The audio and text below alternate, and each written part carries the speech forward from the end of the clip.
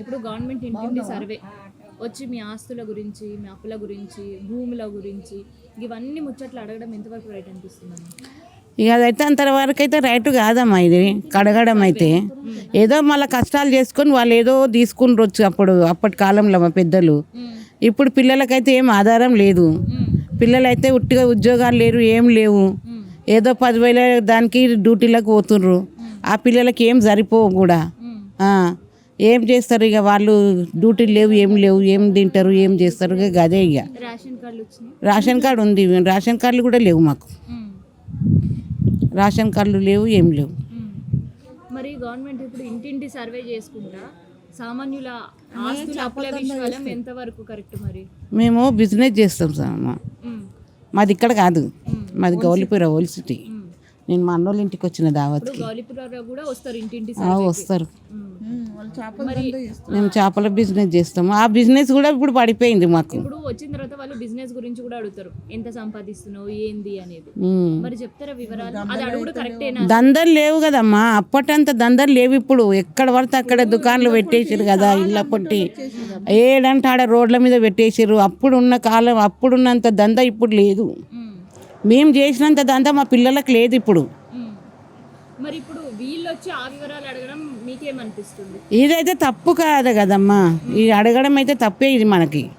ఎందుకంటే ఇప్పుడు మేము పెద్దలం సంపాదించింది మా పిల్లలకి ఏదో ఆధారంగా కొంచెం కొంచెం తింటురాళ్ళు.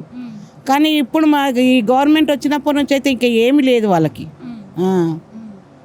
కార్డులు ఇస్తున్నారు, కార్డులు లేవు. పిల్లల పేర్లు ఎక్కిస్తున్నారు, పిల్లల పేర్లు ఎక్కియలేరు. బియ్యం ఉచితంగా ఇస్తున్నారు, బియ్యం ఇవ్వలేరు. ఏమున్నాయని గవర్నమెంట్ చేసి కేసీఆర్ అన్న ఇచ్చిండు, ఇంకా సీరియల్ ఇచ్చిండు, అదో ఏదో ఇచ్చిండు. కానీ ఈడు అవి ఇస్తున్నాడు, 500 అకౌంట్లు వేస్తున్నాడు. 500 అకౌంట్లో కూడా వెళ్ళాడు ఎవరికి. ఒక భయపడుతున్నారు, మా ఇంటికి వచ్చి ఇట్లా వివరాలు తీసుకొని అడుక్కున్న తర్వాత మళ్ళీ మాకేమన్నా సంక్షేమం పథకాలు ఇవ్వకుండా చేస్తాడా, లేదంటే ఇంకేమైనా చేస్తాడా ఆ భయం ఉందా మీకు కూడా?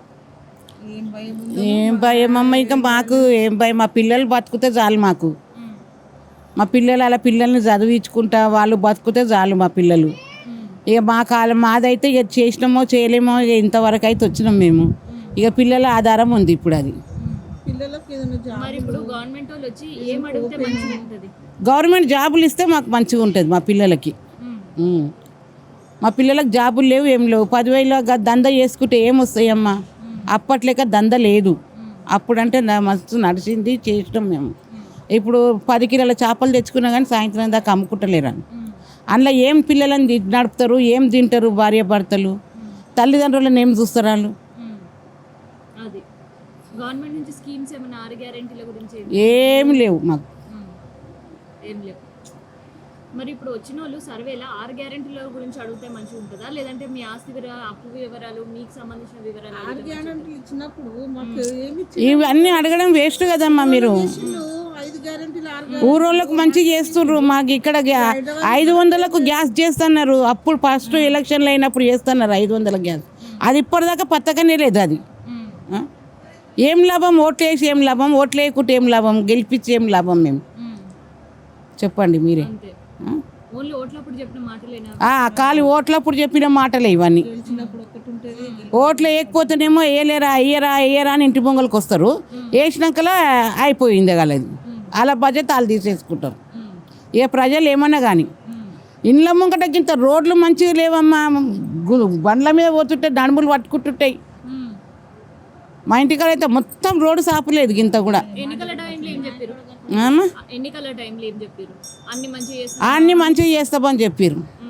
గ్యాసులు ఇస్తాం, 500 గ్యాసులు ఇస్తాం, ఇంటింటికి గ్యాస్ ఇస్తాము, బియ్యం ఉచితంగా ఇస్తాము, పప్పులు ఇస్తాము, సబ్బులు ఇస్తాము, చెక్కలు ఇస్తామని అన్నీ చెప్పారు. ఇప్పుడు ఇంతవరకు దాకా ఏమి లేవు. అన్ని ఉట్టి మాటలే అమ్మ. ఏ గవర్నమెంట్ వచ్చి మాకేం చేస్తలేరు. కష్టం చేసుకుంటేనే రెక్కాడుతుంది అంతే.